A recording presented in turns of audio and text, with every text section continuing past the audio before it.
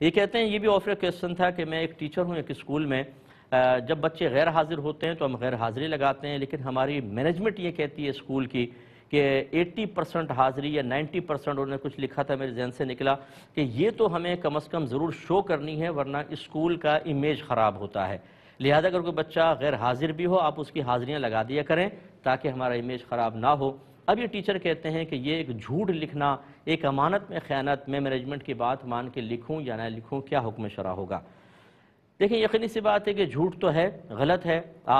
میں آپ کو مشورہ یہ دوں گا کہ آپ رجسٹر بنائیں اور جو طالب علم کے حاضری اس کی کم ہوں اس کے آخر میں پرسنٹ نہ لکھیں، بلکہ ان کے سامنے رکھ کر کہیں کہ حضور یہ اتنی ہیں، آپ اس میں پرسنٹ کمپلیٹ کر دیجئے، وہ کر دیں۔ آپ کوشش کریں کہ جھوٹ نہ لکھیں حتی الامکان، لیکن اگر صورتحال یہ ہو کہ آپ اگر اس پہ کم از کم صرف 80% یا 90% نہیں لکھتے ہیں اور آپ کو نوکری سے نکال دیں گے، دوسری کوئی جاب آپ کے پاس اچھی ہے نہیں، تو دل میں کراہت رکھ کر گناہ میں تعاون کی نیت نہ ہو، صرف ویسے جیسے میں یہاں لکھ دوں 80%، اس طرح آپ لکھیں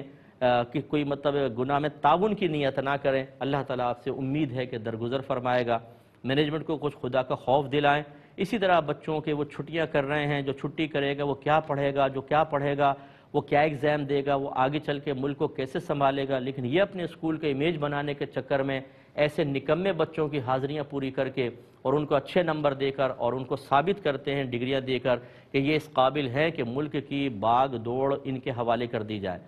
ہر ایک کوئی معاذ اللہ ایسا نہیں ہے کہ گورنمنٹ میں اگر ہو تو وہ اسی طریقے سے جیک لگ کر آگے آتا ہے، لیکن بہرحال اگر یہ ایسے بچے آ جائیں تو یقینی سی بات ہے کہ یہ اگر ان میں کوئی نکمہ ہوگا تو ملک، ادارہ، کوئی کمپنی اس کے لیے نقصان کا باعث ہے، ایسا حرکت نہیں کرنی چاہیے۔